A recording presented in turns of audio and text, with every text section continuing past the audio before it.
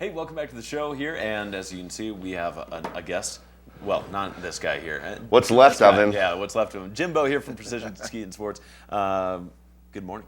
Howdy. Thanks for coming in here. Wow, what We an were talking awesome about looking day. Yeah, awesome looking day. And we were talking about how cool the X Games were last night. They were phenomenal. Yeah.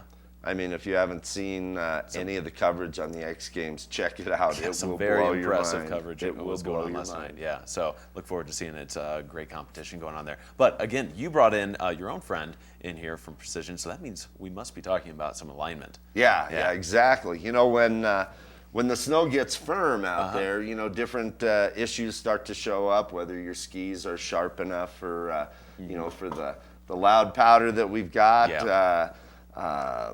Or maybe there's something else going on. A lot of times people feel that turning one way is a little more difficult than turning another way. Interesting.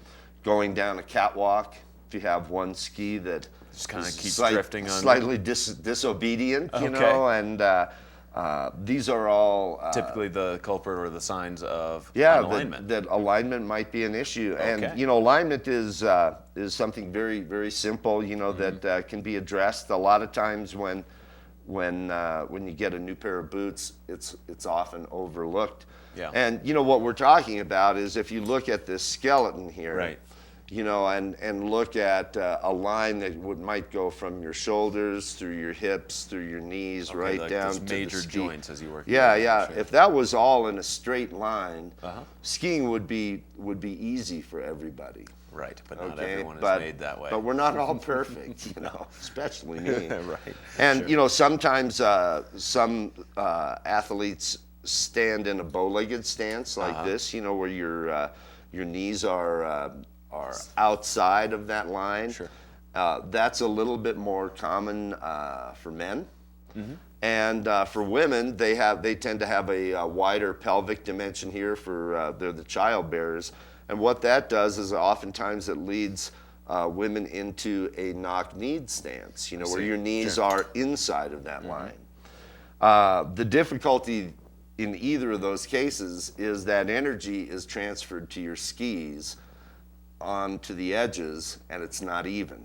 Right. You know, imagine if someone stands on the inside of their skis like this, it makes the edges extremely sensitive. The skis can tend Right. to cross Yeah, or sure. And ba- it makes clank and maneuvering more bang difficult. together. You're causing Yep. it's more effort, and also it sounds like it can cause some discomfort too when you're on the slopes. Certainly, you know, so one of the things that can be done to start Okay. the process Yeah. is to think about what's inside the boot. And you know what comes from the manufacturers are these A things. little you insole know. pad, and yeah, these something these that's all just look very like basic. you know what's inside your Nike tennis shoes. yeah.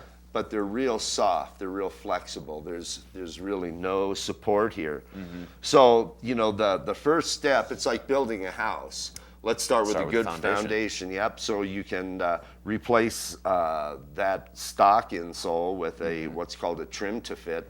It's shaped on average foot proportions. And now, would you recommend that anyone would change what's factory in their boot? Put Yeah, something you know, else it's different in there? going to be helpful because you know the way that you secure your foot in the Mm-hmm. boot is normally with the buckles. Right. If you're standing on a contour, standing on a footprint, if you Right. imagine your footprint in the sand, Sure. and you could bring that and put that in the bottom of your boot, how Would be comfy nice. that is, That would be especially nice. if it's warm. You know what that does is it aligns all the little bones. You've got about 26 bones inside your Yeah. feet, and they're all loose. When you put an insole, it sturdies things up. Okay. You know, and that's the first step in checking your alignment is to make sure that you have a good foundation under your foot.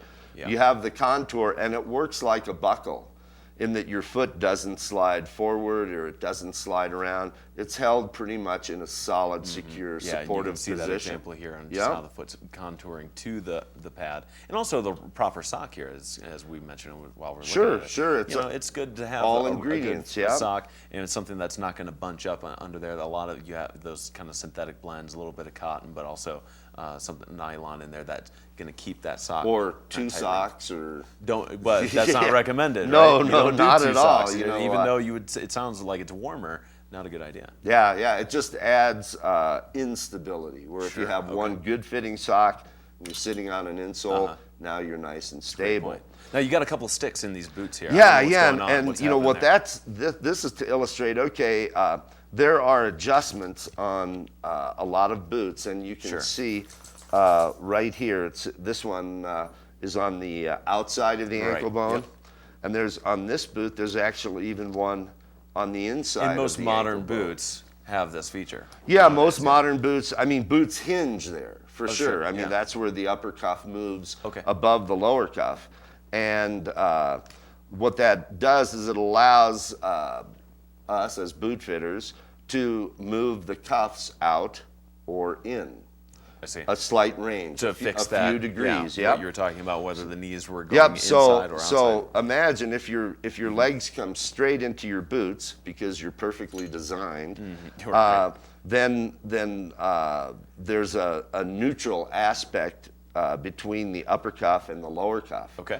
If you stand in a bow-legged stance, I call it Yosemite Sam. You Right, know, right. if you're so bow-legged you can't catch a pig in a ditch, then what happens is you adjust the cuffs outward like this to accommodate this angle of your There you go. lower leg shaft. Right. And it has less influence on your boots, and it allows you to stand flatter on the snow. Very good.